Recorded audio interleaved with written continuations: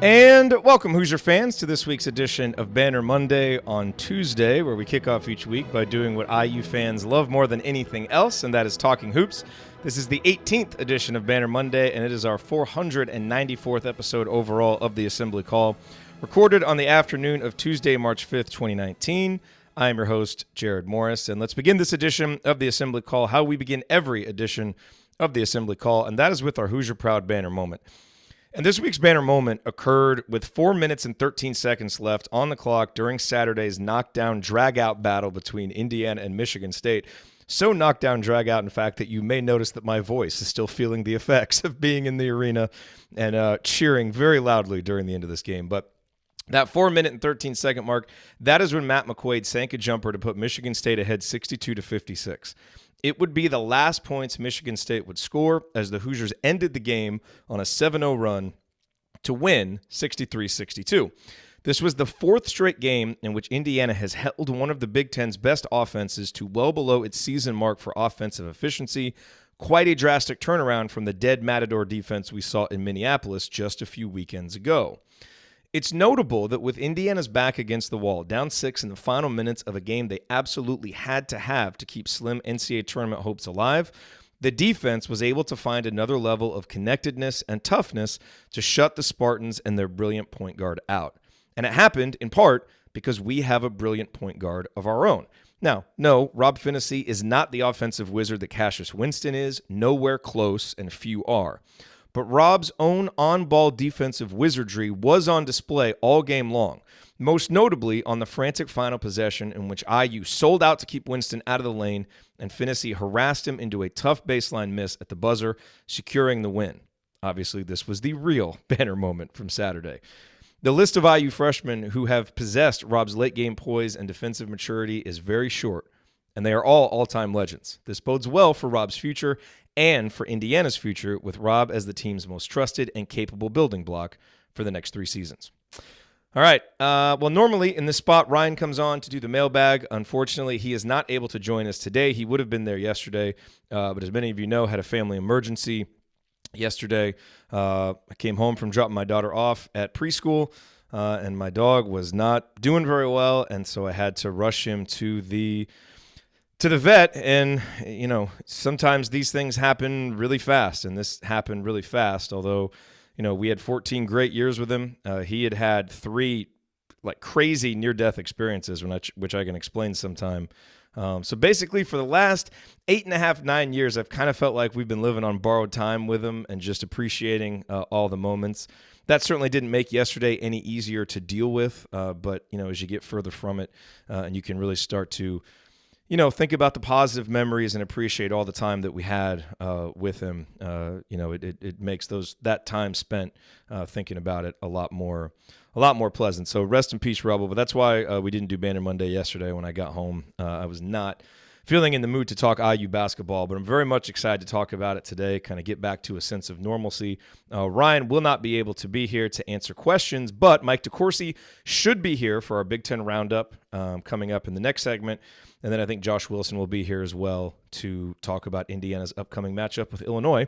And then Basketball 201, we weren't able to do that because Ben had a power outage or an internet outage, so we'll try to do that at some point this week. So the week has kind of been all jumbled up due to unforeseen circumstances, but we'll still try to get you as much IU basketball content as we can this week. With that said, let's hop in and answer some questions because you guys sent some really good ones. And I want to, let me open up the YouTube page here so that we can get some comments from the chat mob here as we go too. But let's hit the first question here, and this is from Adam. And Adam asks, what do you think will happen first in Rob's career, speaking of Rob Phinisee?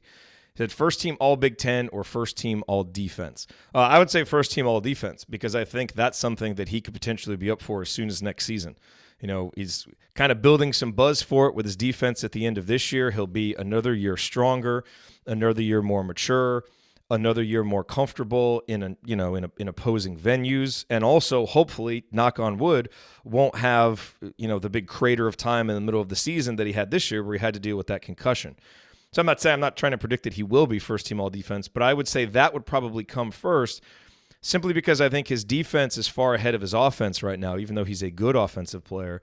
But he's got a long way to go, I think, to be as assertive and confident offensively as he is defensively. I'm not putting it past him. I think the sky is the limit for what Rob can do at Indiana. And, the kind of awards that he can win and the kind of status that he can gain as a Hoosier all time.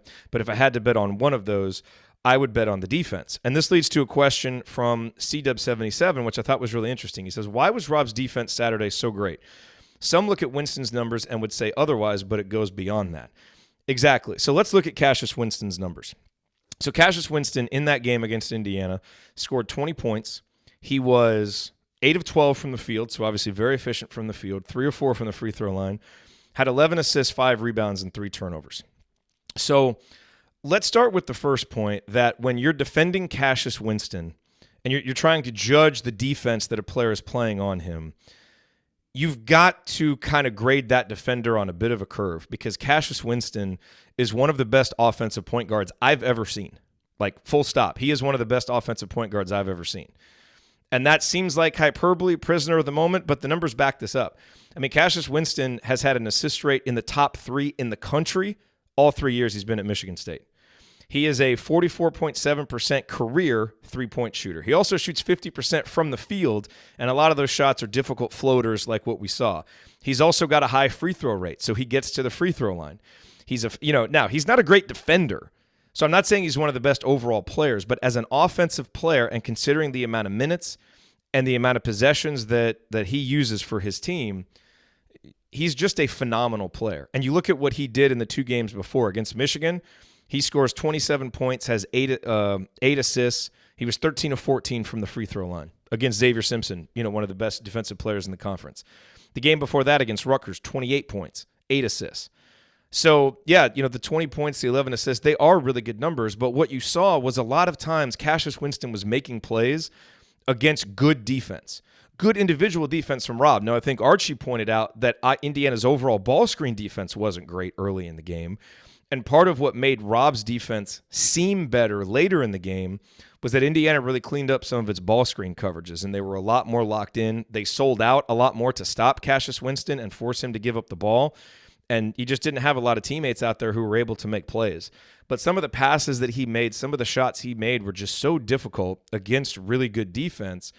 And I thought Rob really played well all game long, even though at some points early in the game, because Michigan State just runs ball screen after ball screen after ball screen, sometimes 2, 3, 4 times in a single possession, it makes it really hard on the guy who is guarding Cassius Winston. You're going to have help. And when Indiana's rotations weren't on point, when they weren't hedging properly, then Michigan State and Cassius Winston were able to get things done. Later on, when you matched Rob's really intense, really smart defense, then it started to slow Michigan State down a little bit. And there are actually some things in Cassius Winston's numbers that point to the good defense, most notably three-point shooting. He only took 1 3-pointer all game. And this continues a trend of Indiana really defending the three-point line well. And part of that is not letting the guys that you don't want to shoot threes. And you don't want Cassius Winston shooting threes. I mean, he has only had one other game this season where he took 1 3-pointer. Last year, he had 2 of them. I mean, this is a guy who is a volume three-point shooter. He's taken 163 on the season. They only allowed him to get 1. When he scored, it was making tough shots. And, some of the things that you can look at when you're watching Rob play defense is he's able to play, at least he was in this game, he was able to play physically. He was able to defend physically without fouling. They allowed a lot of contact, but Rob kind of understood what they were calling, what they weren't, and he played right up to that edge. Now, in other games, he's gotten in foul trouble, so this is something that he's going to have to get better at, but he's really able to play physical. He is able to play taller and longer than his height because he does an excellent job of having his hand up in a defender's face to help prevent a shot, even while he's moving laterally and front and back. It's a really unique skill that you don't see a lot of other guys do. A lot of other guys can, approach a shooter, close out on a shooter with their arm up, but while playing on-ball defense and moving with the player, they can't often keep their arm up in that guy's face to help prevent a shot off the dribble. And Rob does a really good job of that, which helps him play bigger than his size. And he's just great at positioning. He really has a good sense for when screens are going to come and makes himself small and gets through them. Because if you can get through a screen and stay on your guy, now the other defender doesn't have to hedge quite as much and everybody doesn't get out of position. So all those things. And he's not a perfect defender yet by any means, but he just keeps getting better. And I just thought, especially in person, watching him battle a guard as good as Cassius Winston, it was just a really, really, really impressive display of defense. And I think C-Dub's absolutely right. You can't just look at the numbers here. Although even looking at the numbers, it does kind of come out, how much Indiana, I guess, got Cassius Winston to play their game instead of what he would have wanted to do, which is get to the free throw line more and shoot more threes. They didn't allow that. He just happened to hit a lot of the challenge twos that they gave him, and that's where you just have to tip your cap to a great player. But Rob really played terrific defense, and I think, if he hadn't done it with his performances against Purdue, Wisconsin, and Iowa, which were all really good defensive performances, I think you certainly put people on notice here that you are not, if you're an opposing guard in this league, you don't want to go up against Rob Phinisee because he's playing really good defense. A question from Andy: do you see Indiana locked into a Wednesday game in the Big Ten tournament? No. That is where Indiana is right now. I think if Indiana loses to Illinois on Thursday, then they most likely will play in a Wednesday game, although there'll still be a way based on what happens with the other teams. But essentially, Illinois and Rutgers are the teams ahead of Indiana right now in the Big Ten standings, and those are the next two teams on Indiana's schedule. If Indiana wins those two games, they will most likely be in the 8-9 game.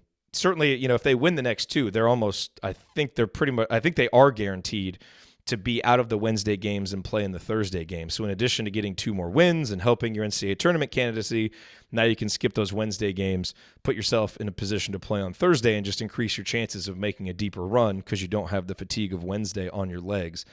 But it is the Big Ten tournament, and rather than predict a big run, let's just win one game first. But yeah, they're definitely not locked into it. A lot of it's going to depend on what they can do here against Illinois and Rutgers. Take care of business there, and you take care of business with a better seed in the Big Ten tournament.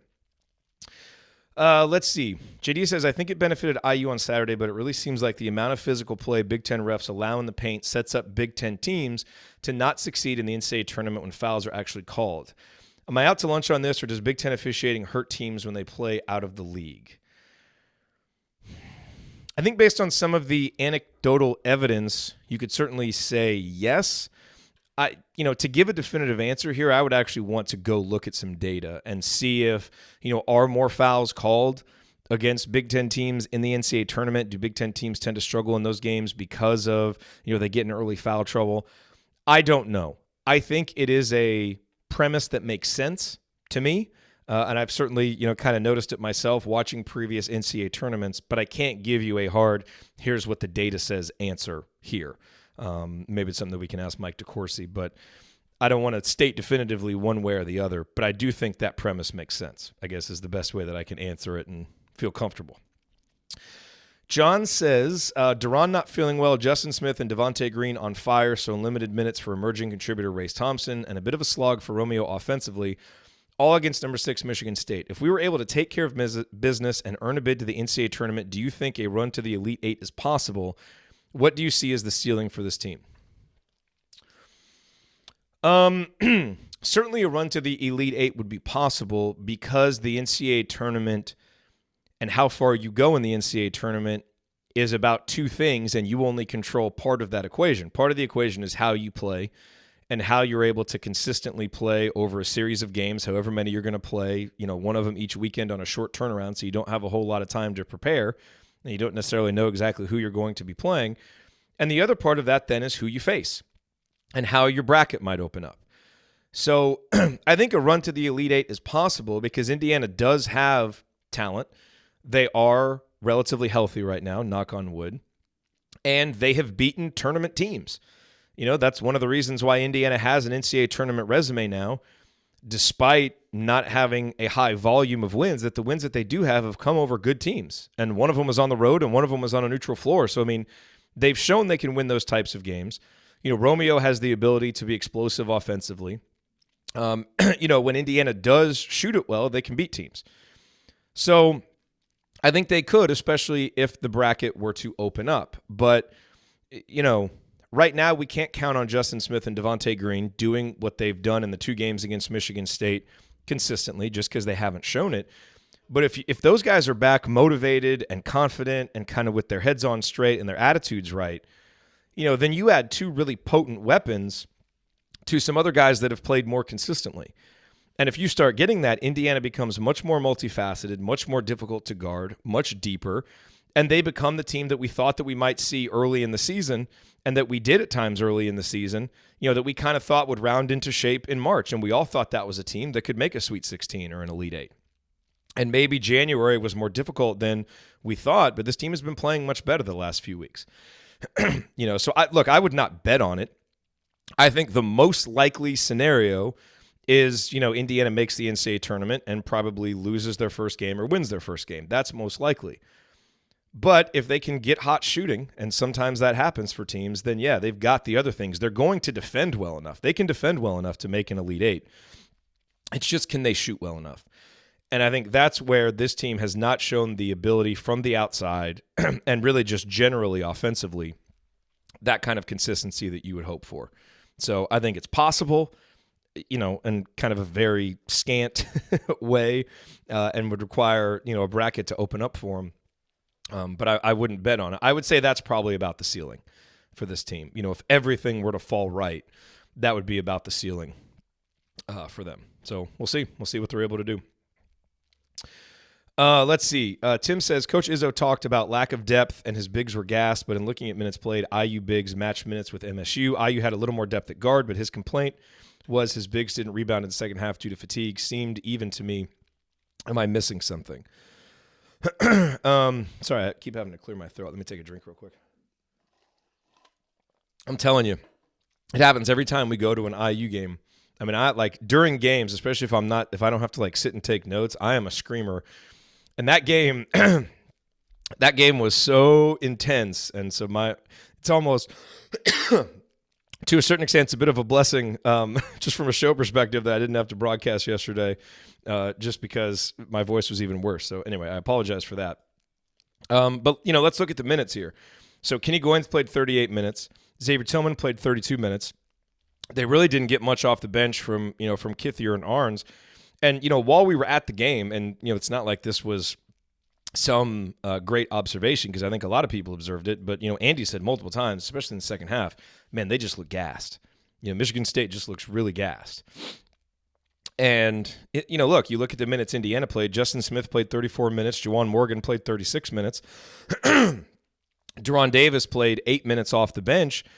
But, what's interesting about those 8 minutes that Deron Davis played is he didn't play much because he was sick and not really feeling well, but he made a huge play in the second half where he got those 2 offensive rebounds. I think his bucket came on that play. And, Michigan State didn't necessarily have, a guy like that in the second half that could come in and provide a little lift, and then you go back with the other guys. So I think the bigger problem for Michigan State, it's not just that they didn't have the depth in that game. I mean, they didn't have a lot of depth, but neither did Indiana really. But this is the second straight game against Michigan State that Indiana has dominated them on the offensive glass, and Michigan State is ranked 13th in the conference in defensive rebounding percentage, which is crazy. Given the brand of Michigan State and their reputation and what they typically do, their track record, they're just not a very good rebounding team. So, yeah, I mean, I think fatigue probably had something to do with it, but Indiana's guys played basically the same amount of minutes. I just think Indiana, presents a particular challenge for Michigan State in that way and is able to take care of a clear weakness that Michigan State has, and that hurt. So, I don't really think that it was just Michigan State's dealing with injuries just like Indiana has this year, and Indiana didn't really go deep into their bench. Indiana, had a guy like Race Thompson that maybe you could have played, but he didn't play. So, Archie went with his guys. Izzo went with their guys. They played about the same amount of minutes, and Indiana just happened to have more in their tank at the end of the game. And, part of what Indiana did, like I said, is took advantage of a weakness that Michigan State's had all Big Ten season. So I think, like Izzo's postgame press conference, because we got a question about that.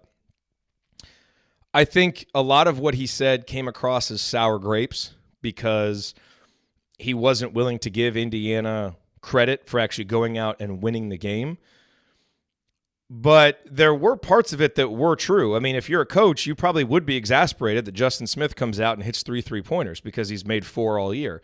So, like, I get it. Like, that's not what a coach normally does in the post-game press conference. It's more like what Archie does, where you're very gracious to the opponent. That's how I prefer my coach to be. So I didn't really appreciate what Izzo said, but there was some truth in what he said. I just think it was a little bit whinier and a little bit more excuse-making. And I think if Archie had come out into a press conference like that, he would be getting raked over the coals. So maybe Izzo gets more leeway because he has more skins on the wall, whatever it is. Again, I didn't like it. I think you should be more gracious to your opponent when they just go out there and make plays. Maybe credit the guy for, playing better than you thought. But he had some points in that the way Indiana won that game is not a way really that they've won other games, but this is now the second straight game that Justin Smith and Devontae Green have come out and had great games. So maybe based on what you saw in the first game, you should have given those guys a little bit more respect, and to their credit, they went right out and did it again. So I don't really have a whole lot of sympathy for Tom Izzo. That's just kind of what I think about that. Let's see here. Bill says, everyone is aware of how critical these 2 remaining regular season games are to any chance of a postseason participation. How do we match up on an individual personnel level by position with Illinois and Rutgers? So, Bill, we'll talk more about the Illinois game coming up in the last segment.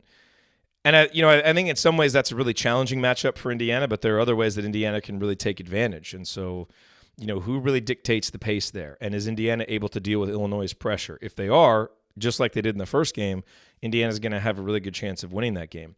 The Rutgers game is going to be an interesting one because, as we talked about when Indiana played up there, Rutgers has a lot of size, and they can give you a lot of problems down low. What's nice for Indiana now is that Indiana has some of its size back. Deron Davis is back, able to give Indiana good minutes most nights. You've got a guy like Race Thompson that you didn't have before who can come in and match the physicality.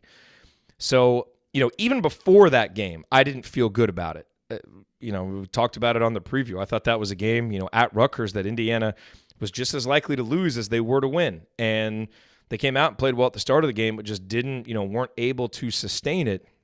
So I think Indiana will be in a much better position now to do a better job in that game and to play Rutgers physically down low. And I think Indiana has an advantage in the backcourt, although Geo Baker and Montez Mathis and Ron Harper are good players. They are young players. They aren't particularly consistent shooters.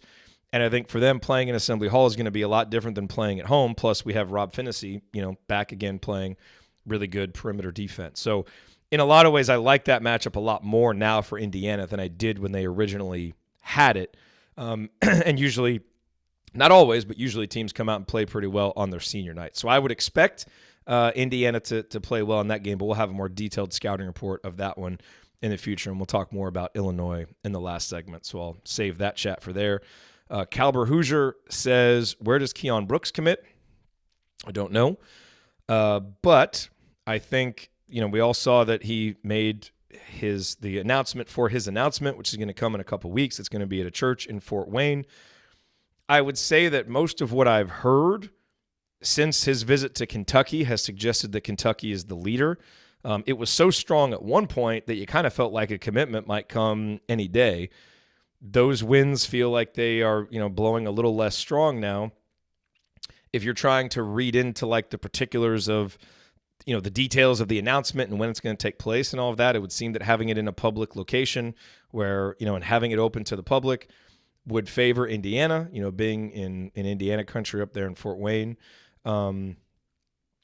But I don't know. Like, honestly, I guess, the way I answered this to someone the other day was I feel like it's 55-45 Kentucky probably, and this is based on limited information. So, I mean, don't take that prediction too seriously, but that would kind of be. So I guess like if you made me pick who it'll be and you put my house on it, I would probably say Kentucky, but I don't know. And I look forward to finding out just like everybody else, both so that, he makes his decision and can move on with it. And I think he's going to be a terrific player wherever it is.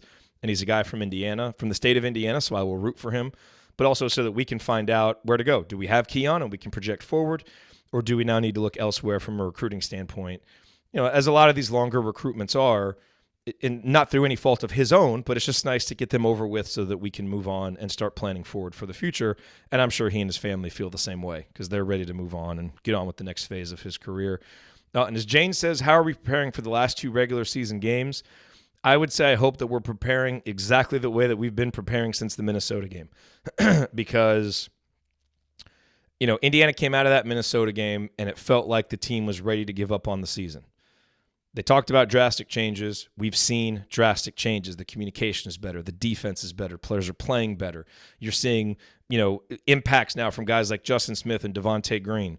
So whatever they've been doing to get this season back on the right track, I hope that's exactly what they're doing and going at it one game at a time. We got to focus on Illinois, then beat Rutgers.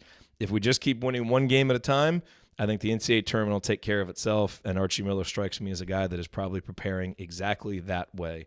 So I hope that's what they do. All right, coming up on the assembly call here as we move forward with Banner Monday, time for our Big Ten Roundup with Mike DeCourcy. What were his takeaways from Indiana's 2 victories this week, and what's next for the Big Ten with this week's announcement that Jim Delaney will be stepping down in 2020? We'll talk about that and more. Stick with us on the assembly call.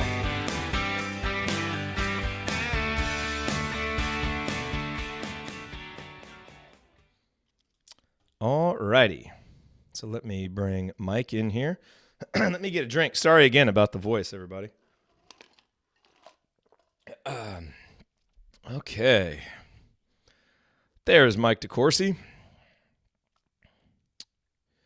How you doing, Mike? He might be muted. Yes, that's that doggone new join with computer audio feature they have. I wonder why they keep doing that. I'm not sure what the deal is there. New software. Huh. You gotta trick things up every time you change it.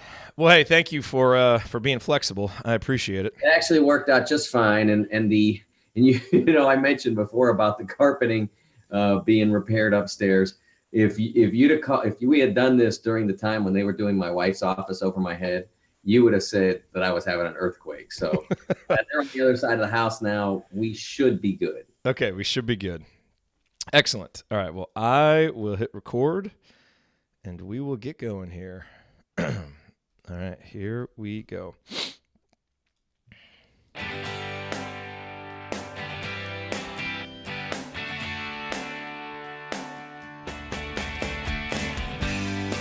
Welcome back to Banner Monday on Tuesday. Each week here in our second segment, we zoom out to get an objective opinion on our Hoosiers and to look at how things are going across the Big Ten Conference in what has just been a crazy Big Ten Conference this year. And there's no one better to do it than Mike DeCourcy, who covers Big Ten hoops for BTN, in addition to his columns for the Sporting News. Mike, welcome back to Banner Monday, and as always, thanks for being flexible as we do it here on a Tuesday. It just fine, Jerod. Actually, with Jim Delaney announcing his eventual not retirement, basically he is going to cease being the Big Ten commissioner, but the word retirement is not one of his favorite words. And so when that happened, I had a delayed flight coming back from Chicago. So I was in the airport. I was finishing my column.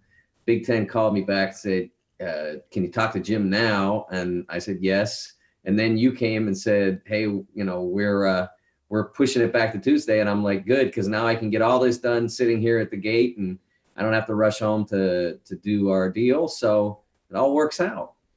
So were they calling to ask if you wanted to replace him and be the new commissioner of the Big Ten Conference? Yes, I could use a pay raise. Absolutely. They don't usually call the media to do those things. So I don't, I'll be honest with you. I want to be the commissioner of all college hoops, not as much as you're holding out. Yeah, that's the one I want. So that when people ask me, if you were the commissioner, what would you do? I would say, I am the commissioner, and here's what I'm going to do.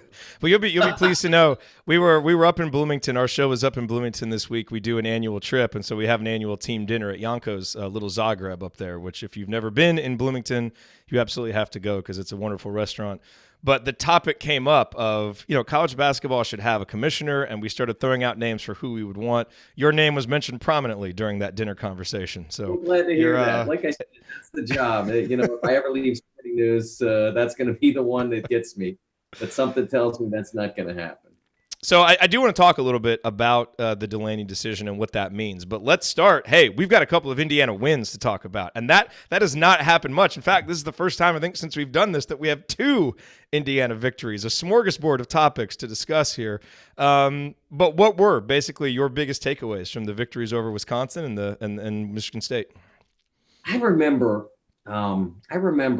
in 2016, I think, or 2015, it was 2015, 14-15 season, I think, was when Stanley Johnson was a freshman at Arizona.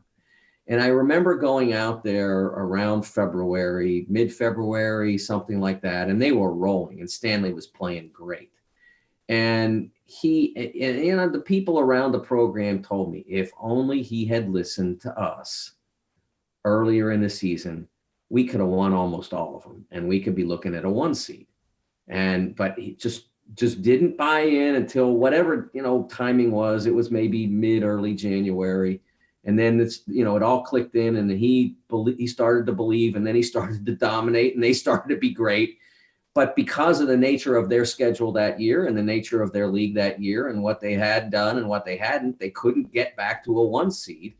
So they were a 2, and Wisconsin got shipped out there, having already beaten them, and they couldn't beat Wisconsin, and they wound up out going home again. And I was thinking about that as I was watching Justin Smith against Michigan State, and I was listening to Arch afterward talk about they seemed to feel like they got some buy-in from Justin. And you ask yourself, how much different would this season have been if Justin had both feet in for the entire schedule? I think that you have you're not sitting there wondering now about whether you're getting in. I don't know that necessarily you're going to finish first, second, or third. I think there were enough other problems that came up with the team because of injury, this, that, the other thing. But if you just had that one ingredient, you probably turn at least 2 games around from losses to wins. And if you turn 2 around from losses to wins, right now you are 17 and 11, 17 and 12. And all you have to do then is close with 1 or 2, and then you're getting in because you're having you have 6 quad 1 wins already, which depends obviously on which of the 2 got turned around. But, maybe one of the Iowa games turns around. Maybe the game, one of the games, the Purdue game, the Maryland game on the road, Purdue. Yeah. Great point. One of them gets turned around, and you got another quad 1 win or 2, and you're getting in. But the important thing is now, okay, that's over. It's done with. Okay, so you did it on Saturday again, and that's the second time you did it to Michigan State. And Arch seemed to think it was indicative of beyond just you've got a good matchup, but that you are in now. Well, be in, okay? Because you still could, if you contribute now to 2 more victories, and an engaged Justin Smith and an attentive Justin Smith with his athletic ability and his defense, his raw defensive ability, they can win those 2 games. And if they win those 2 games, they still have a shot. I wrote yesterday about the vast number of teams. People act like it's like an invention of the 68 team era, which I guess we've had since 2011. But there were teams getting in with 14 losses. When I covered the Big East in 1991, not only did Villanova get in with 14 losses, they got in with 16 wins. They were 2 games over 500. And you know what? I covered that team. They belonged. Georgia in 2001, 16 and 14. And I was at their final game of pre-selection. They lost in the conference tournament to LSU, decent LSU team. I'm not even sure they made it, but they finished 16 and 14. And I talked to Jim Herrick afterward, and he said we should be in. And I looked up the numbers. Now, they was a little bit more rudimentary then than it is now. We didn't have Ken Palm. We didn't have all the RPI breakdowns. You had to do every single game by hand. You don't know how good you have it. And I figured out that they had played out of their 14 wins, out of their 16 wins, I think they had 14 in the top 100. And it was easily one of the biggest numbers of And I wrote, okay, he's right. They belong. And I got crushed. I mean, we didn't have Twitter to crush you. It was all email crushing. But I got deluged with emails from people telling me I was an idiot because I thought Georgia belonged. And then 2 days later, they got in. So there have been 15 teams by my count that had at least 14 losses. And, of course, one of the clowns on the internet said, how do you know they're going to only finish with 14? And I'm like, they're not, like, if this isn't even a discussion if they finish with 14. If they finish with 14, they're in. That means they win all the games and they win the conference tournament, and there's no question. So that's not my point. I said at least 14. There have been two. Each of them, I think they were in the last 2 or 3 years. We've had two. It was two. Last 2 years. Vanderbilt, 2017, the team that played Northwestern in the 8-9 game. And then last year we had Alabama get in with 15 losses. I think they were 19-15, if I remember right. And if you're a IU fan and you want to check the Hoosiers profile against those two teams, I think you'll find it, a projected profile now. I mean, today, the Twitter headline I put on is like, no one's arguing that a 15-14 team belongs in the tournament. And I don't care whether Lenardi has them in or Palm has them in or our guy has them in. I don't care about that, or Howie. It doesn't matter to me. What matters is, okay, 15-14, 16-14, 17-14, 18-14, lose in the semis. Now you're 18-15. Now what are we talking about? Yeah. Now, now you're 6 quad one wins and you're 3 games over 500. And the team that eliminated you is probably Michigan State. Because, I mean, you're not going to beat them every time. And so is that team a tournament team? And that's the discussion. It's not, do they belong today? I don't care. I mean, it doesn't matter. Do they belong on March 17th? And they've got a lot that they can accomplish between now and then. And I don't think that they need another high-end win. They need wins. And just avoiding losses as much as wins. Yeah. I mean, they need wins to stack on top of their quality wins. Other teams, I remember Nebraska, I sat there on February 2nd or 3rd or 4th last year on the set at BTN, and I said, Nebraska's going to win a whole truckload of games, and they're still in trouble because there's no quality for them to gain. Their schedule didn't permit it. They were going to have to probably do something special in New York. They drew Michigan. Michigan was at that point maybe the second best team in the country, and they couldn't beat them. And they lost, and they knew that day they were done, even though they were, I think, 13-5 in the league. I can't remember exactly what their number was overall, but it was good. They had over 20 wins. But that's not IU's problem right now. IU's problem is not quality. They've got lots of quality. IU's problem is quantity, and they have to take care of that starting Thursday at Illinois and then continuing that on in the Rutgers game. And then whoever they face in the first round, those 3 games to me are not optional unless they happen to, like if they dropped Illinois, then they have to do something extraordinary, like play in a title game or something like that. Yeah. So that's why you have to look at these games as must wins. One more question for you about the Michigan State game before we look at the Big Ten more broadly. Being there in person, there were 2 things that so many things stuck out, but the 2 things I was most impressed by were, number one, watching Cassius Winston in person was just a real treat. I mean, trust me, more of a treat knowing that they lost, like in hindsight, but watching him in person is unbelievable. Like the vision that he has, the shot making that he has, he's a breathtaking player to watch. He really is. But, or not more of a but Rob Phinisee's defense on him was incredible, and in that game, just as impressive. Even though Cassius is obviously a better player at this stage, but we got this question. I'd like to get your thoughts on it. How can Rob Phinisee have played a quote unquote great defensive game when Cassius Winston has 20 points, 11 assists? And I'd love. I mean, I answered it already, but I'd love to get your insight on it as someone who appreciates Cassius but can give us insight on this. The first answer is that Cash, in other games, has scored 28, and in a lot of games. I mean, especially since Nick Ward got hurt, they have gone more and more to him as their first option. So that's the first answer, is you have to remember that whatever his average is now, and I think it's around 18 and a half, 19 a game. Whatever that is, it's up in games post Nick, in games where he's injured. He's averaging 19.2. But after the Ohio State game, he went 28-27 the next two. Yep. So, I mean, that's the first thing. The second thing is that what you're looking at when you're playing a guy like Cash or a team like Michigan State, it's not about the number that they shoot or anything like that. It's about, did you get the stops you needed to win? I mean, even if Cash had been able to do almost everything he wanted to do the rest of the game, in the end, you're in a game. It's one possession, two possessions, either way. And now what is he doing? And some of it is that he was tired. But some of the reason he was tired is because he had Rob in his face all day. And then when he had to absolutely make a stop, and he knew that he had to make a stop, and he knew that it was going to most likely be Cash that was going to be the key player. The first thing he did was he got Cash worn out on a possession to the point where Cash ran out of ideas, and he almost never does that.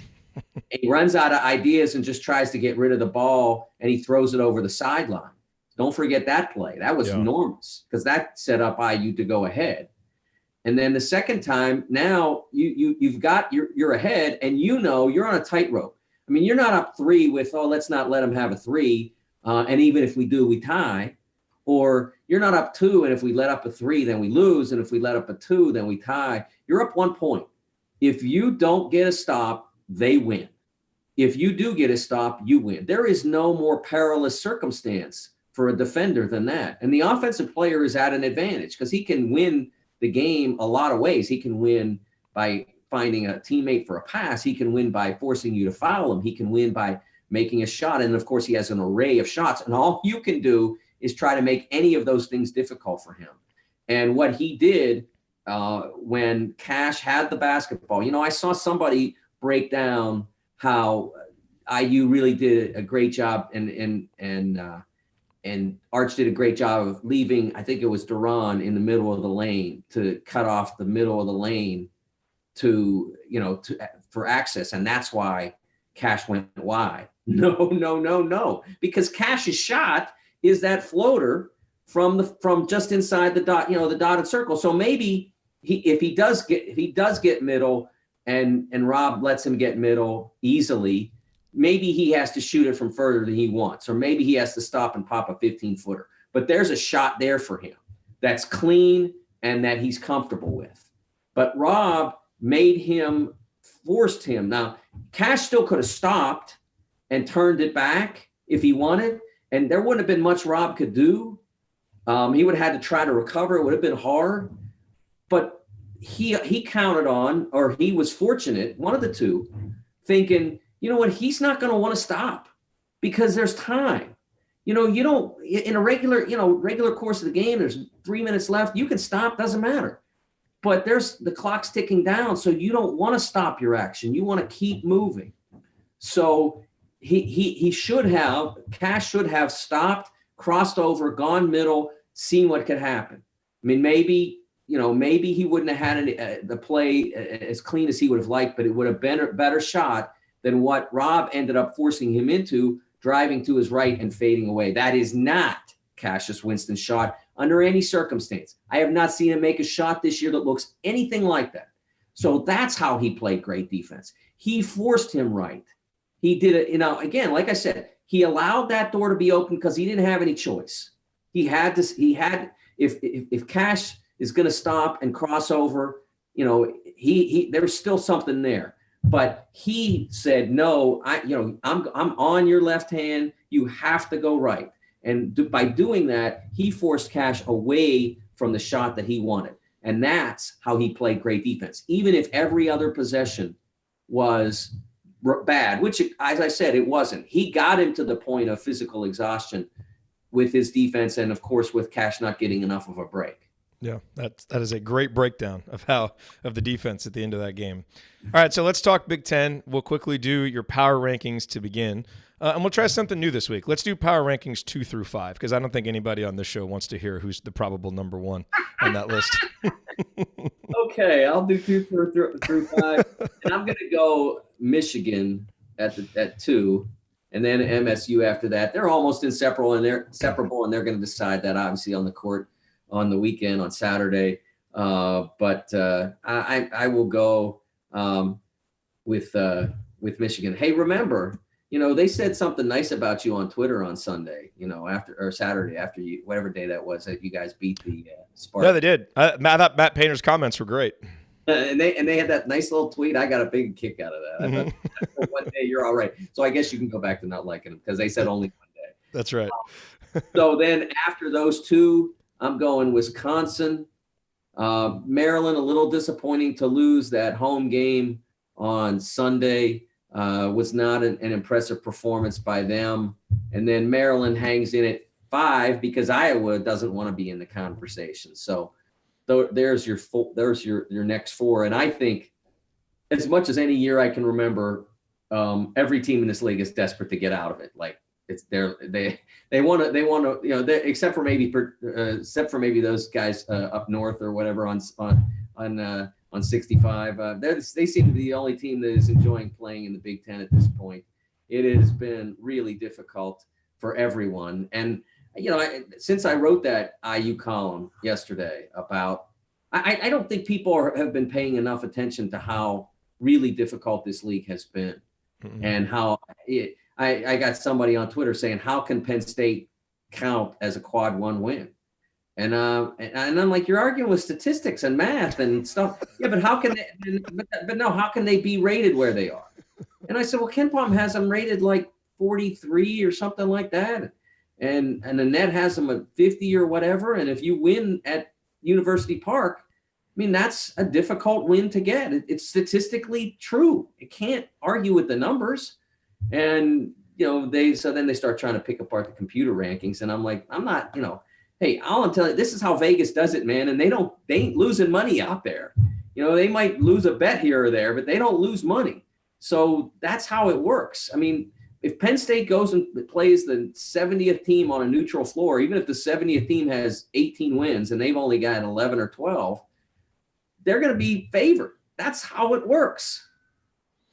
When our civilization ultimately fails and historians are writing about the reason why, people on Twitter arguing with facts are going to be that's going to be part of the story for why this all ends. What players, what teams around the conference kind of caught your eye with their performances this week?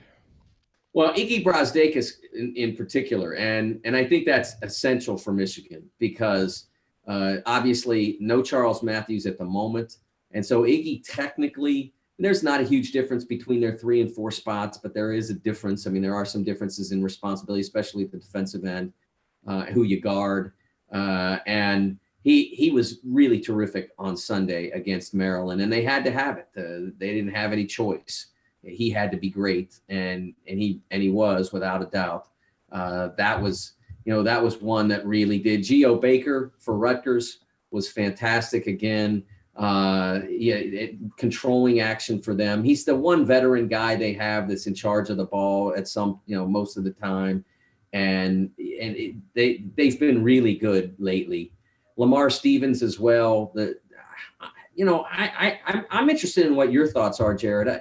I'm a big wins guy when it comes to all league and all American and those sorts of things. But when I look at this conference and I see what he's accomplishing, and how he carried them through difficult times early and almost got them a win at Minnesota. A lot of almosts. And now they're winning because of him. I have Lamar as a first team all conference player. I have my ballot sketched out. I'm not going to send it until after at least the next round of games. I don't know that I'll hold it through the weekend, but he's on my first team right now. And Jordan Murphy comes through for the rest of the world and beats that other team and keeps Michigan and Michigan State alive. And Jordan has a great game. I might rearrange them. It's possible. But I think Lamar has been amazing. And you wish that they'd gotten their guard act together earlier, and because they did have some serious potential with his team, but he's been fantastic, and I'm interested in the counter argument. I haven't found anybody yet to say no, I can't have a guy on a all conference first team that's won 5 games, or maybe they win 6, maybe top 7. I can't have that. But right now, as I said, I'm a big believer in how your team does is a big part of whether you make it, and even at that, I still have them on there. Yeah, no, I've been pretty clear about that. I mean, I think that's, look, it's an individual award, that you're giving out. You've got team standings for the team. So to me, it is a tiebreaker, and maybe it's even a little bit more than a tiebreaker because stats, put up in wins do kind of mean more. But if a guy's playing great, the guy's playing great. And I think it certainly helps him that they finally started winning, and maybe his teammates have come around to help him pick up the slack. But I don't think it should be immediately disqualifying for a guy just because his team isn't playing well. I think we both know. I mean, I once had a coach told me that somebody's got to score the points because you don't shut teams out in college basketball or any basketball. And so I think we both know what it looks like when a guy is just being the guy to score the points, and versus a guy who's really affecting his team's performance positively, even if that doesn't get them all the way over the finish line. And I think that's what I'm seeing from Lamar, and that's why I'm high on the idea of him potentially being. Again, Jordan Murphy goes out and has a phenomenal night tomorrow. Actually, I think that's tonight. Has a phenomenal night and changes the nature of the Big Ten race, and also changes his teams, again, affects his team. If they get Purdue, I think Minnesota's in great shape to get in. And if they don't, they got a lot of heavy lifting to do and not much time to do it. Has Iggy Brasdeikis locked up Big Ten Freshman of the Year? Do you think? For me, yeah. I mean, I had to do that ballot, and I don't know that much could change it. I suppose, it's still there to be had. Iggy had his tough spots too. He was fortunate to be on a team that could survive it. But I'm not sure that there's enough time left for somebody like Romeo, for instance, to make up that much ground. Ayo Dosunmu, been very good, but I don't think he can make up that much ground. And so there's a couple other guys, but those are probably the primary 3 to this point that I would have. And I think Iggy is at least, a quarter lap ahead of the other 2 guys. All right, we have a few minutes left. I still have 2 quick questions that I want to ask you. First one about Jim Delaney, because we talked about it. It's obviously big news that the Big Ten is going to be changing commissioner. What do you think this means for the kind of the near and medium term for the conference? Well, I think the Big Ten is set up really well, and that's part of what Jim's been doing is, ordering things so that his successor is in a powerful position, a position of strength and not a position of weakness. The television contracts are obviously lucrative for everybody involved. They have the conference tournament is, a coveted property, and as is obviously the championship game. And I don't think that when I say it's a coveted property, I don't think they're going to move it out of Indy. But it's been I think it's done well for them in terms of revenue generation and artistic product, whatever you want to call that. I mean, it's been a positive experience for everybody involved. So I think the one thing that either Jim fiddles with on the way out the door, or the next guy or lady comes in and works on, is trying to get the playoff to the point where you don't have 3 consecutive Big Ten champions excluded. That's silly. I mean, that's just ridiculous. That's not running things right if that's happening. Yeah, I'm a huge believer in the idea of having 5 auto bids for the P5 champions, and then 1 auto bid for the group of 5 best team, whoever that might be, Western Michigan in a year, UCF, whoever. And then if you want to have at-large beyond that, I'm cool. Do that. If you don't, I don't know how you accommodate Notre Dame if you don't, but that's why I think it's probably ideal if you do. But it's what you would turn those conference championship games into if you do that. It would be so electric. And people in football are so caught up in, well, what if you have a 7-5 team win? Well, one, design your divisions differently. And two, if you did, that's the worst thing that can happen. Meanwhile, you have everybody in America wanting to see what happens in those games because they mean the automatic bid. So I think that's the next commissioner. He or she needs to work on that. I think Jim's come around to that thinking to an extent. I don't know how much he's going to want to influence it. He did make his thoughts known after the past one, but I think that's a big job for the person. And then whoever that is also will be probably, I guess, 3 years after Jim leaves, they'll have their contracts will be up. So probably within the first year of taking the job, they'll have to start working on the next round. It won't have to come in place, but you have to start finding out what's out there. And that may be, for that person, new technology, not just different networks or the same networks paying you more money. Yeah. All right, so last question. You tell me if you can answer it, kind of short, or if you want more time for a more expansive answer next week. But, I've gotten this a lot, and we always seem to get it this time of year. But do you think that the way the Big Ten is officiated during the regular season impacts the ability of Big Ten teams to have success in the tournament? Like the physical style of play that the Big Ten always becomes during the season. Does that hinder the conference later on? I'm not sure the Big Ten is any more physical than any other league right now. I think there's much more, I'm going to give this word a shot, homogeneity. Homogeneity, good one. I think there's much more within college basketball than there was. Back in the early 2000s, the ACC had its own group of officials. And pretty much if you wanted to work the ACC, you didn't work anywhere else. You might work some mid-major leagues and stuff to get dates and get paid, but you didn't work the ACC, you didn't work the SEC, you didn't work the Big Ten or whatever. I think there's much more blending now. Once John Clockerty went in and he's since retired from that position, but John succeeded Fred Bearcat. So I think it's much more alike now than it was. So if you think the Big Ten's too physical, and I'm not sure that it is, you probably think that the SEC is too, or the Big East or whatever. I think we're seeing freedom of movement work pretty well. I will say that I have seen certain games within the Big Ten.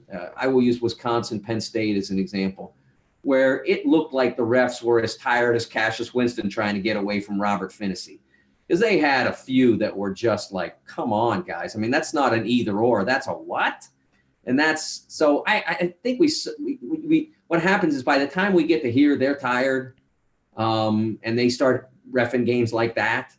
And then people think that officiating is generally bad, but it's not.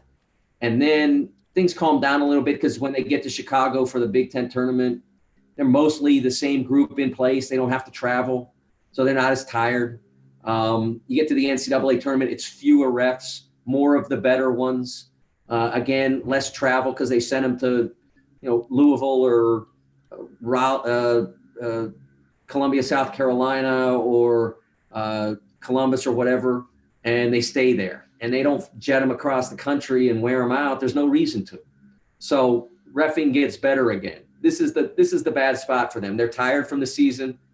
They're still keeping up the same schedule. If I were a coordinator of officials, I might say, hey, guys, go make your money, do what you do, but try to trim it back that last week of February. Try to have a lighter schedule. If I'm going to put you on Michigan State, or I'm going to put you on Duke, Carolina, or Kentucky, Tennessee, maybe only have work one or two other games that week because I want you good in that game. Don't do 4 and go bing, bing, bing all over the country. And I think that would make things better. 2 thoughts in response to that. 1, director of officiating sounds like a great stepping stone for college basketball commissioner, so that could be interesting. Number 2, our chat mob is usually right on point with you. I've never seen such disagreement with you as right now, saying positive things about Big Ten officiating. So we've triggered some folks in the chat mob, but it could be worth an article to explore even more. I would love to, see some data that would try to flesh this out, because you often hear it talked about, but I don't, and I feel it myself sometimes just kind of there in the moment, but I don't know if there's any actual data that would actually back it up. So Yeah, we can look at I've never broken it down to see if the Big Ten is scoring less than the rest of the country, but I mean, we have seen, and I don't know for sure this year keeps the trend, but since J.D. Collins came in and tried to push the rock that sort of rolled back on John Adams in 2014, he got scoring back up, and then everybody just sort of said, we don't want this. All the coaches took over and said, we don't want this, and then the rock rolled back down on him, and he took off and retired. And then JD came in and said, okay, I'm going to push this rock up the hill again. And he's getting it up. I mean, every year scoring has gone up a little bit. We went from 67.6 or 67.7 per team per game in 2013, which was 1952 style scoring, even though we have a 3-pointer now. That's how bad it was. It was the worst in 60 years. Now scoring is back up to over 73 points per game, per team. And so you're getting that's 146 per game. So we're seeing it go back up. And so I don't know whether the Big Ten bucks that trend. I haven't noticed that. I have noticed that, as I said, end of the schedule, everybody's got the book. All the refs are tired. So they look worse now. But I think if you look at the games that, starting December and then picking it up again in January, I'm not sure the Big Ten looks any different than any other league. Well, you'll have to forgive IU fans if we haven't noticed the scoring increase this season because that has not been present in our games. Mike DeCourcy, thank you, as always, for coming on and lending your insight, and we look forward to doing it again next week, and hopefully we have 2 more IU victories to talk about again. Good luck to the Hoosiers. Thank you. Thanks, Mike. All right, coming up in our final segment of Banner Monday on Tuesday, Josh Wilson is back to help me discuss Indiana's upcoming matchup with Illinois. It's a must-win game for the Hoosiers to maintain their tenuous spot on the bubble. How does Indiana match up with the resurgent Illini? Stick with us here on the Assembly Call, and we'll talk about it.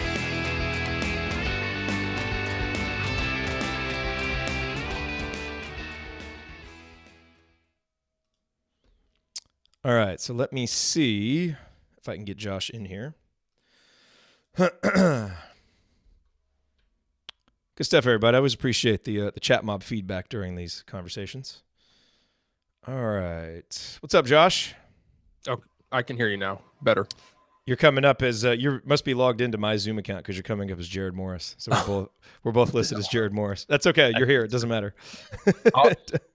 I logged out of that. Oh well. It's all good. Hey, as long as it works. Yeah. I'm just glad it didn't knock me out or anything like that. Yeah. MacBooks remember everything that you don't want them to. Yes, they do. Yes, they do. All right, I'll do the intro and we'll just hop right into this. Good deal. All right, here we go.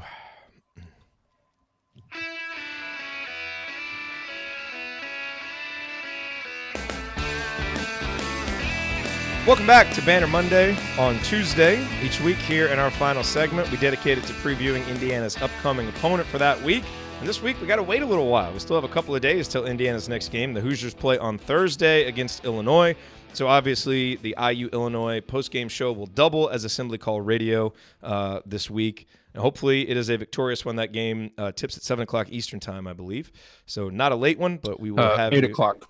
Is it 8 o'clock? Okay, then I have it. Okay, Fox then I have it in Sports. my calendar wrong. Okay, so it is 8 o'clock. Thank you for being here to correct me. And that voice that you heard is Josh Wilson's, who was here to host the IU Michigan State postgame show. So my first question for you, Josh, is what was it like to be on the hosting end of a postgame show? Yeah, it was very nerve-wracking because obviously I do my own podcasts and stuff. And so it's okay if you screw up your own stuff, but to screw up somebody else's, it makes you feel really, really awful. And working in the business world, you get a taste of that quite a bit. So I was actually, as I was running through the basement, yelling at high-pitched levels due to the fact that Cassius-Winston missed that shot and the unbelievable defense that Phinisee played, sprinting over to the computer, saw that Chad was on, then I just immediately started sweating like, okay, now you really can't screw this up, pal. So multiple emotions in one. Well, you guys did a great job, and thank you for doing that because it makes it really hard for us to go and enjoy the game if we're stressing about what's going to happen on the postgame show. And I'm glad that it actually worked, that we were able to come on and talk with you guys a little bit too. So that was fun. It was a good time. All right, so let's talk about this Indiana-Illinois game, which is taking on added importance due to the fact that Indiana has won 2 straight games, and so now the Hoosiers are, whether you like it or not, and most of the people listening to this show obviously like it, the Hoosiers are back on pretty much everybody's bubble.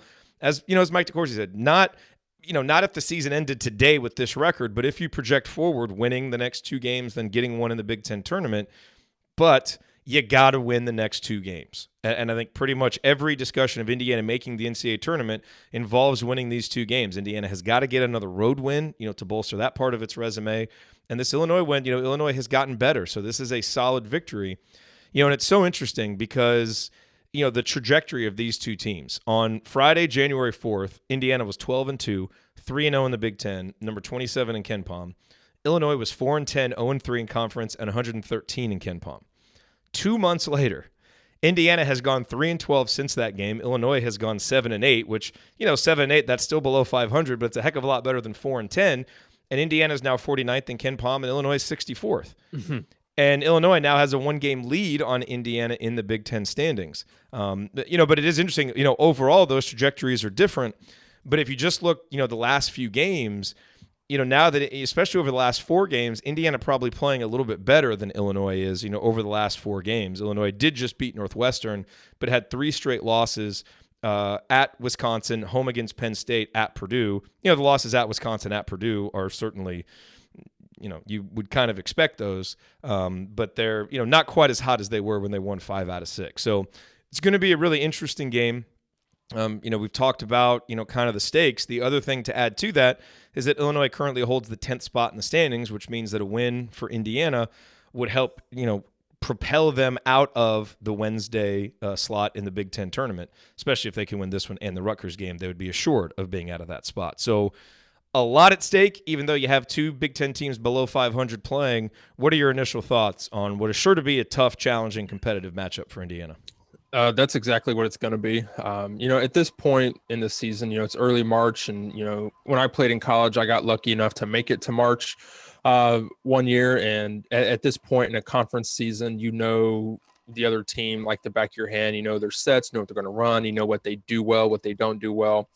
So, it's just going to be a game of familiarity, and it's going to be a game of execution, because whoever is going to win this game is going to execute the best. And that's really all it comes down to, because there may be added wrinkles that come along, but there's nothing that's really going to surprise you in games like these. I think Coach Archie Miller called it's going to be a rock fight. And that's just the way Illinois plays. And so, Indiana's going to have to expect that. They're going to know what each other's going to do.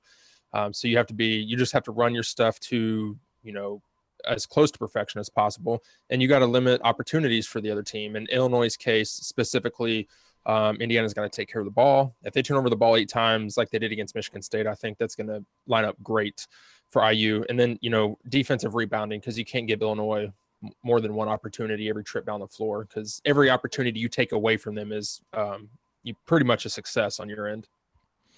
It's interesting. Both teams are kind of coming off these performances where they had coming off games where they had players deliver these outlier performances. It'll be interesting to see what the opposing coach does with it.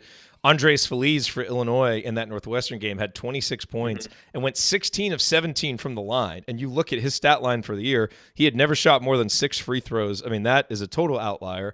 And, of course, as Indiana fans, we know what Justin Smith and Devontae Green did. And, who knows what you're going to get from those 2 guys. Justin has been much better the last 2 games. Devontae's been all over the place. They obviously change Indiana's team. But it's kind of the same thing with Illinois, where they've had some guys who have been somewhat inconsistent. They're relying on a lot of young guys like DeSunmo and Frazier. And so it's not always easy to know what you're going to get from these 2 teams from game to game. So that makes it kind of a difficult one to project. What's interesting, what you said about the turnovers, you come into a game like this with a team like Illinois that forces so many turnovers, and that's what they do. And you think, if you win the turnover battle, it would be huge for winning this game. And, it's not really that simple all the time, because in their last game against Northwestern only turned it over 8 times, but they lost the game because, they can not do anything else offensively, really, and they couldn't stop Illinois. And in the previous 3 games, which were all losses for Illinois, they forced 12, 17, and 14 turnovers. So they forced a lot of turnovers, but they still weren't able to win those games. And Indiana won the turnover battle the first time. Indiana only turned the ball over 15 times. We forced 21 on them. We actually had 13 steals, and that's without Rob Phinisee playing. So, that will be interesting. I mean, certainly you want to win the turnover battle, and as much as it is you want to prevent your own turnovers, and you do, if you can force Illinois turnovers and get transition baskets, that's the thing that Indiana was able to do in that first game against Illinois when they got cooking, especially when they just gave the ball to Romeo. And that's what we did a lot in the second half, was just give the ball to Romeo and let him go. They don't really have anybody that can contain him off the dribble. And so if he can, and it'll be interesting to see, you didn't have Rob Phinisee that game, so you had to kind of play a little bit of a different game. But that's what will be interesting to see, is how does Indiana choose to attack this Illinois defense? Because I think if we're patient and if you protect the ball, you can get good shots. And if Indiana can get steals like they did in that game and like they did against Michigan State, now you start getting transition buckets. That, to me, is the recipe for Indiana being able to win this game against Illinois. And if they don't, and if they allow Illinois' extended pressure, to kind of capitalize on Indiana's occasionally poor passing, I say occasionally, that's probably charitable. We're not a very good passing team. Then it is going to be a rock fight. And I think Indiana has to try and get some of those easy buckets that kind of release the pressure valve on the offense, which we've seen in so many games this year. Yeah, I think the biggest key is, how do you attack pressure? Well, you attack pressure with pressure, but I think it's got to be calculated pressure from Archie Miller and staff. Exactly how do they do it? And if Indiana plays defensively the way they've played the last 4 games, I think they're going to have a very, very good opportunity of creating turnovers and really taking advantage of transition against Illinois.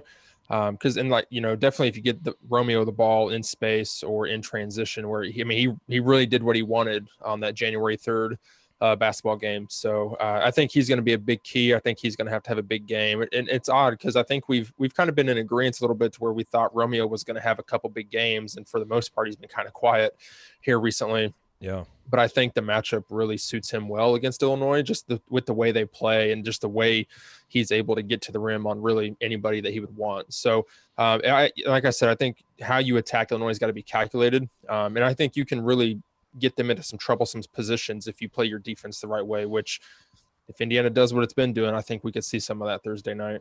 Yeah, I'm going to predict Romeo's not going to have a big game in this one, does. in hopes that, that he does. The other stat to really pay attention to in Illinois games is the free throw line. And so if you look at these last 4 games, when they beat Northwestern, they were plus 16 at the free throw line. They took 38 free throws and made 33 of them, and really outpaced Northwestern in both of those numbers. In the Purdue, Penn State, and Wisconsin games, Illinois was -5, -8, and -5 in terms of the numbers of free throws made. And, in the Penn State game, in the Wisconsin game, that was essentially the difference in the game, was free throws. And the reason this is so important is because Illinois is dead last in putting opponents on the line. So they are going to put you at the free throw line because they play that pressure defense, and they're banking on they're going to be able to force enough turnovers to help compensate for some of that, and that hopefully they'll be able to get to the free throw line themselves. But, we are 5th in putting opponents on the free throw line, and we've been getting better. I mean, we do a pretty good job of defending without fouling. And so when you look at kind of the recipes for winning and losing that Illinois has had, especially recently, it would seem that Indiana, just based on the stats, would have an advantage at the free throw line, being able to get fouled, get to the line. I know that we haven't shot a great percentage, but, just getting that volume of attempts, if you can keep Illinois off the line, that's going to go a long way. And we're actually 4th in the conference in getting to the line. So, we've been able to use the free throw line to our advantage in a lot of games. Certainly in terms of attempts, some games we haven't made enough, and that's an issue. And last year we lost at Illinois because we didn't make enough free throws. What were we, like 3 for 14? I mean, it was unconscionably bad. Like, it's one of those where you just if we just shoot awful, if we shoot 50%, we win the game, and we didn't. So the free throw line is going to be interesting to watch. Indiana's got to be patient, make good passes, not turn it over so they get fouled, and then guys are going to have to step up and make their free throws. Fortunately, the guys who are going to handle the ball for us a lot are pretty good free throw shooters. A lot of our free throw woes come from Jawan and Justin, guys like that. Romeo, Rob, Al, Devontae have been pretty good free throw shooters. And a lot of times those guys are going to get free throws against Illinois. So, I think that's another key. And then I think the other thing to take advantage of is offensive rebounds. Indiana's 12th in conference play in defensive rebounding percentage. This is how you can help get more shots up, even if you're turning the ball over. Keep that shot volume up as you get offensive rebounds, give yourself extra possessions. And in Indiana's big wins, like games against Michigan State, we've really done a nice job on the offensive glass.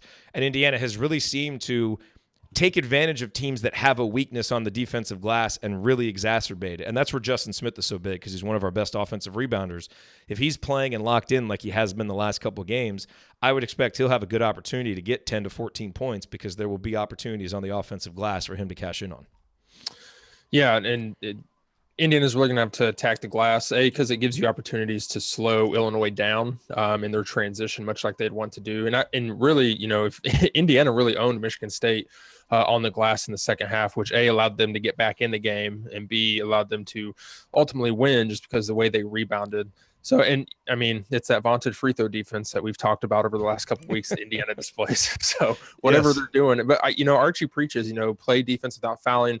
And I think we saw ultimately what Archie wants to accomplish with the way Rob Phinisee defended for the last couple of minutes. Like, I've never been so excited in my life to watch a 5'10" guy play defense. It was awesome. And I mean, I think it's what, he really wants to be able to control the ball and where it's at on the floor. So look, there's every opportunity for Indiana to win this game. There's no reason that they can't. They just have to control what they can and not make mistakes, which has been easier said than done at times this season.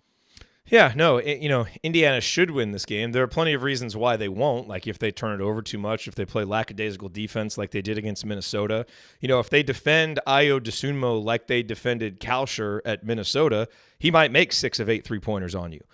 So if you're just lax with your scouting report, if you're lax with how you approach guys, like we've seen, if Indiana is locked in and playing well, I think they're going to win this game. The reasons why we would lose are, the same reasons why you would lose to any team. If they go off and just have a crazy shooting night and they're not a great shooting team, that's always a reason that you can lose. But, if Indiana just doesn't come to play, and if they rest on their laurels from 2 victories and can't sustain the defensive intensity, and while we all feel a lot better about that because it's been much better over 4 games, you're going on the road and you've won a couple of games. And so you're dealing with people telling you that you're good again. Indiana hasn't had to experience that much. And for a young team, does that make you lose your edge a little bit? That's what I'm worried about in this game, because this is the kind of game that a mature team wins. And I don't know yet if we're a mature team. We've seemed like it. It seems like we've turned a corner, but when you're relying on a lot of young guys, this is the kind of game that you could stub your toe in, and that we've seen other IU teams. I mean, shoot, we saw one of the most mature teams in recent IU history in 2013 stub their toe at Illinois because they just didn't guard an inbounds play. You know what I mean? So, I have cautious optimism about this, but the struggles of the last 2 months are also fresh enough in my mind to say, I'm staying vigilant kind of as a fan, not letting my guard down. I hope, and Archie is, so you just hope that the leadership of the team and the young guys recognize, okay, why were we losing those games? Why have we won these last 2? And by God, we're going to carry that same mindset into these games, because that's where this game is going to be won or lost, regardless of all these little stats that we're throwing out. But that's the thing that we don't know. We just have to wait until Thursday night to find out. Yeah, it's got to be a big-time cautious optimism here. And look, we've talked about, IU's got to win their 4 remaining games, probably one in the Big Ten. Well, halfway there. And I think if you told me before the season that Indiana's biggest week would have come down to the last week where it was a road game at Illinois and a senior day against Rutgers, I would have like, oh, so, Indiana's in contention for a Big Ten title. Indiana's in contention for like the 8 or 9 seed of the Big Ten tournament and getting to Selection Sunday. But look, this is a very winnable game, but you've got to approach it because we're really not sure if Indiana has the wherewithal to maintain the consistency over the last 2 games that we've seen. I mean, they did it early on in the season, so will they recreate or rediscover themselves from that time frame? It's a big question, and we're going to find out Thursday night because it's not an easy place to play. And Illinois always plays hard. That's one thing you will get. They may not always be the best team, but they will work. And they'll push you, so we'll see. Jamie in the chat said, to me, it would seem difficult for this team to feel overconfident after the season. I agree. That's the rational way to look at it. And I hope that we get on there Thursday night and it's like, wow, 5th straight game we've played well. Those idiots on Banner Monday, talking about this team being overconfident, wasn't that, silly analysis. But you know who I bet is more paranoid about that than anybody right now? Archie Miller. Yep. Archie Miller, because again, you've got young guys. And as I just said, even with mature guys, that can happen. So it's a tough spot. It's a tough place to play. It's one of those places, like I remember we went to Illinois, I think it was in the 2016 season, and it was right after Robert Johnson had gotten hurt. And I don't think that was a particularly good Illinois team, but I was kind of worried about that game. And I think Zyslov came out and had like 5 3-pointers, and we played really well, and we won. And it's like, all right, that's how you take care of business in this game. And then you've got the 2013 game where it's just like, man, weird stuff happened. And games at Illinois are kind of like that. Like sometimes weird stuff happens, like last year where you go 3 of 1,000 from the free throw line, and turn it over 30 times or whatever it was, and you lose. So, I don't know. Illinois is one of those places where trying to predict how a game there is going to go is, I feel like there's just a really wide variance of how those games go. And so especially with a young team against that pressure defense, like I said, just cautious optimism. And I think some of the stats, as I kind of dig into the stats, I felt a little better about it. But this game is not, the stats will tell the story, but the attitude are what is going to affect all of those numbers. And so that's what it's just so important. And Archie talked about that in his post-game press conference. That is everything for this team. It is. And to kind of back up to the overconfident statement, look, it's always kind of a tough thing to do to keep 18 to 20-year-old young men kind of in check, I guess, realistically. And some days, they're young guys, and playing there, I've been on plenty of road trips. You go to places you've never been before, maybe you get sidetracked during the walkthrough day, and maybe I don't think overconfidence will be a problem. I just think they got to play ticked off, and I mean that worked. In my final season in college, we had a couple things go against us, and we just started playing mad, and you find the confidence through different things, and Archie Miller's talked about that. Is how do you find your confidence? Is it going 3 for 3 from the free throw line or 3-point line, or is it getting 5 stops in a row and really controlling the game? So I know Coach Miller will do everything to keep these guys locked in tomorrow as they travel. So it'll be interesting to see how they come out, because I don't think you can come out and get punched in the mouth, because man, when Indiana got down early Saturday against Michigan State, it's like, well, Michigan State has us right where they want to. They came out and punched you, and they're going to take off. And, I don't think you can allow that to happen, because you're not playing in, Assembly Hall. So it's going to be over in Champaign where everybody's against you. So the fake Assembly Hall. There was a moment on Saturday when I looked up at the scoreboard, and I was like, because I remember Andy and I were both surprised that Justin Smith was starting, because we figured Jerod would start, but he hadn't been feeling well, and Justin's minutes had been up and down. I just remember looking up at one point in the first half, and I was like, it would be 20-1 if it weren't for Justin Smith right now, because he had 13 of our 14 points. Yeah, it was like scary. I do not feel good about this right now. Neither did I. They battled back. He had 16 points, in the first 7 minutes. It's like, oh man, if nobody else wakes up, this is going to be a bad one. I know. Kudos to him. That was a heck of a performance. A couple other things to look at. Number one, for Indiana, you're going to have to defend the big guy, Georgie. I don't know how to pronounce his last name, but you've got to defend him inside and really work to get him in foul trouble. I think this is going to be a really important game for Deron Davis, and I hope Deron Davis can start, and I hope they pound it down low with him early. Because if you look at Illinois' recent wins over, if you go back and look at their wins over Michigan State, Rutgers, and Ohio State, back when they had their winning streak, he played 32-plus minutes, 21.3 points, with 68.4% on twos. I mean, he was dynamite. And that's Michigan State, Rutgers, and Ohio State, all teams that have, pretty good interior players. He was really good. If you look at the last 4 games where they've struggled, he's playing less than 27 minutes a game, because he's had at least 4 fouls in each game. So I don't know how the game flow went, but you would presume, and he fouled out in one of the games, but you would presume foul trouble, contributed to that. And he's averaging only 10 points, and he's shooting 39.3% on twos. So Deron didn't play much in the first game. Race Thompson wasn't in there. Now you've got 2 guys that are good interior defenders to throw at him. And if you make him struggle, he's their highest usage offensive player. You make him struggle, you make them a low efficiency offense. So that's something to watch. And I think it's really important for Deron. And I think, whereas Race didn't play much, and I don't know, based on their pressure, this might not be a great matchup for him either. But I think if he can come in and provide a few good minutes in the post, that's going to be big. And then the other thing to watch is who controls the pace. In the first game, the pace was really more to Indiana's liking. That was a 73-65 game, a little bit of a slower tempo. But we force Big Ten opponents to use the most time of anybody per possession. Average possessions against Indiana are 19.1 seconds. That's a long time. That is. Illinois typically shoots in 16.9 seconds. They want to play really fast.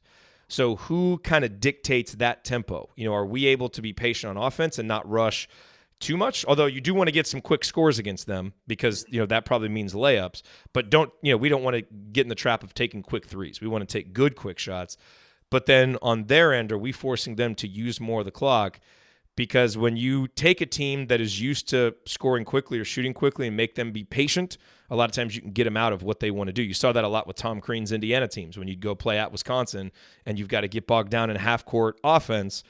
It didn't go very well. Kind of the same thing here. They're a fast team. Let's make them play more at our pace. And again, like I said, don't settle for threes. Take the good ones, certainly, but attack. Don't just start settling for jump shots. This game will be one for Indiana. Attacking, getting to the paint, getting fouled, and getting to the free throw line.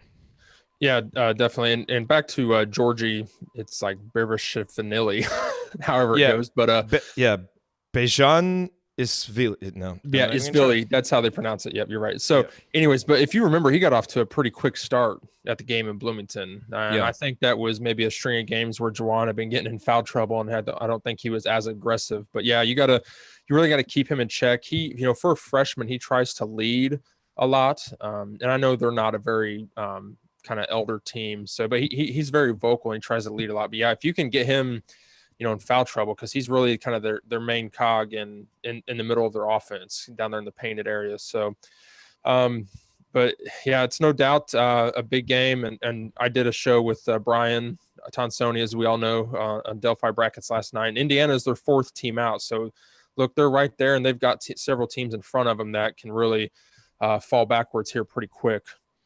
So it's going to be real important for Indiana to definitely take care of business and do all the things that we've said. We've had a couple good shows in a row, knock on wood. So really hate to see that to take a step back again. So Aaron in the chat said, you think, then we'll make this the last point, you think Justin Smith doesn't start after what he did on Saturday, have to wonder with the way his confidence goes that Archie will reward him. Here's what I would say about that. You put a performance like that together, you would expect to start again. However, he was taken out of the starting lineup for a reason, and he probably wouldn't have started if Duran had been healthy. And to me, in this particular case with a healthy Duran, this conversation is very easy. Look, they've got a big guy that they like to throw it to down low. We don't want Juwan to get in early foul trouble, and we don't want to let him get off. So Duran's going to start the game. And if for some reason like that sets off Justin's attitude and he gets upset about it and doesn't play, then maybe the attitude turnaround isn't exactly what we thought. I mean, you're going to get time. Like, you're going to play 25, 30 minutes, but, and you might even finish the game. But to start the game, we want Duran out there to absorb some of these minutes on Georgie. And if anybody's going to get in foul trouble, let it be him, not Juwan, early in this game. So to me, if Duran's healthy, you start Duran in this game, I would say. But I could, if Archie wanted to say, look, Justin played so well, we had to reward him, I'm fine with that. I just think, to me, this is a game Duran starts.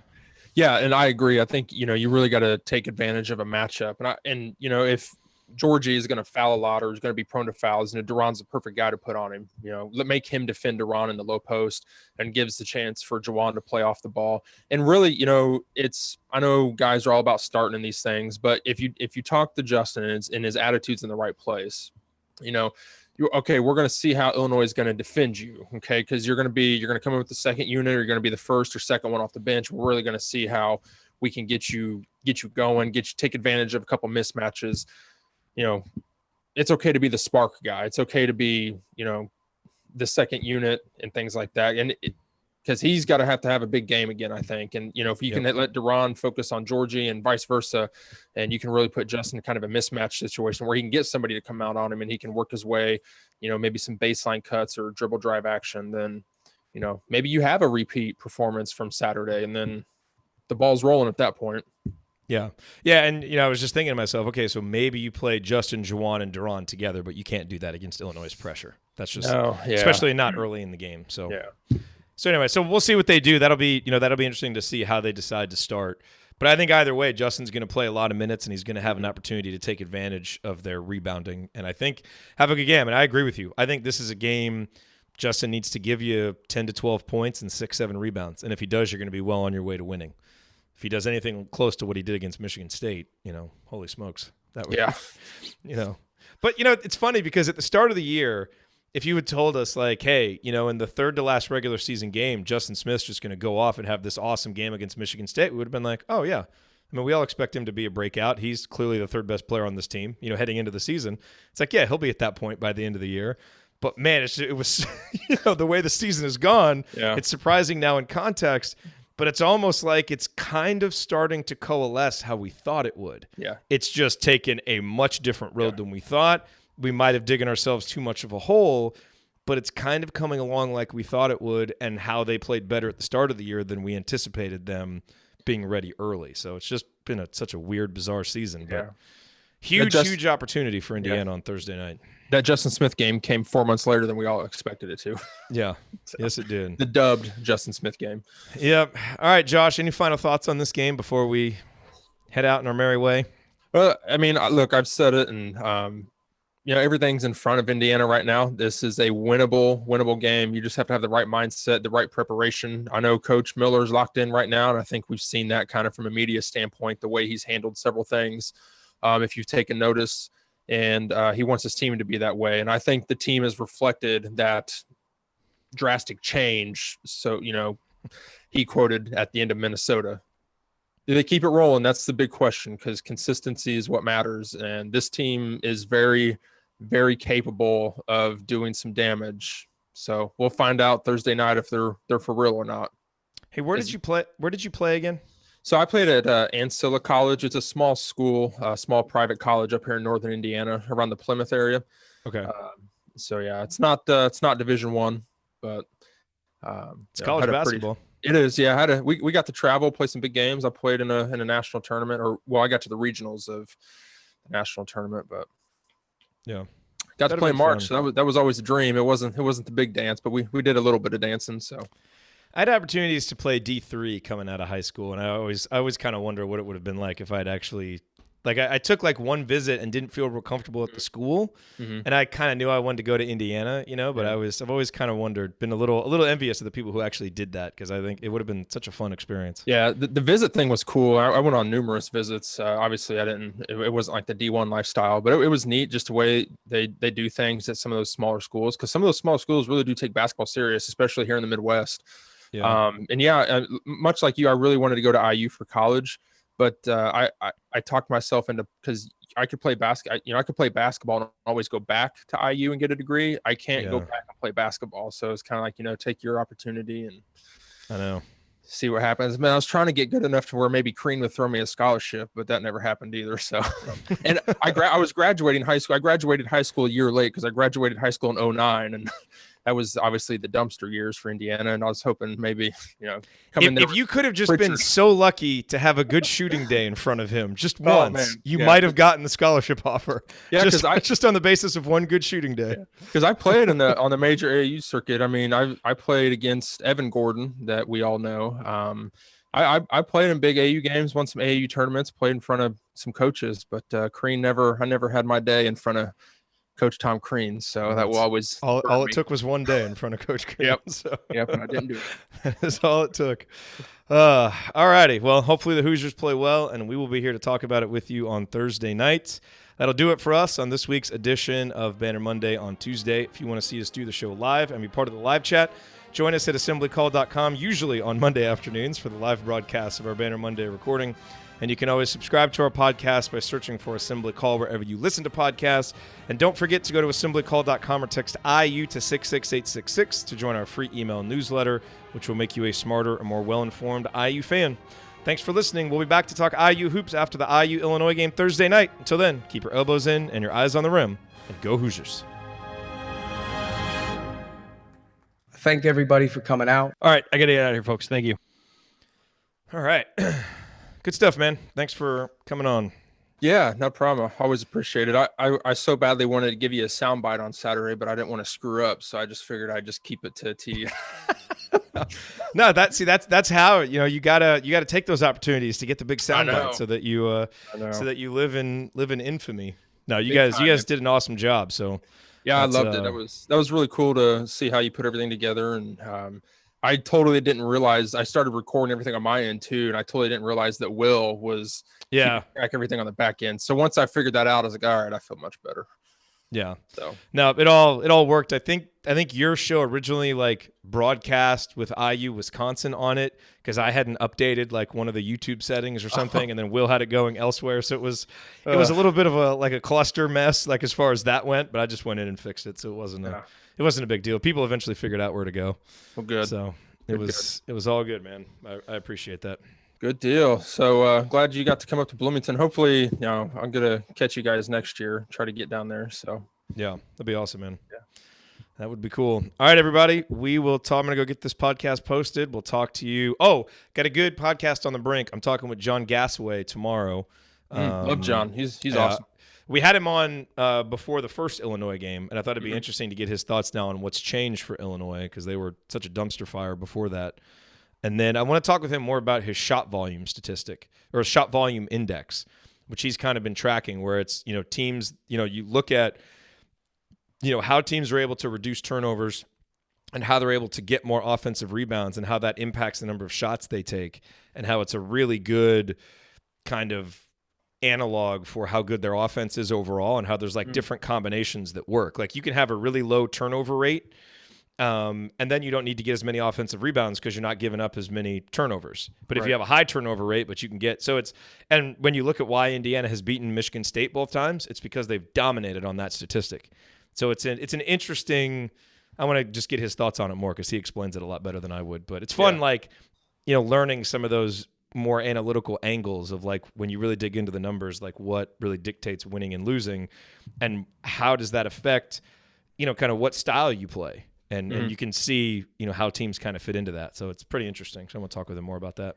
Yeah, I love listening to him talk. He's pretty knowledgeable. He's an Illinois grad, right? Or is he just an Illinois fan? No grad? Yeah, I believe he's an Illinois grad. Gotcha. Long-suffering Illinois grad. Yeah, so. Poor guy. I hope it continues at least through Thursday. Yeah, exactly. And then they can start winning again. That's fine. All right, everybody. So we'll talk to you on Podcast on the Brink tomorrow. And then Thursday night. Post-game show after that. That's right. Let's have a good one. All right, see ya. All right, see you, everybody.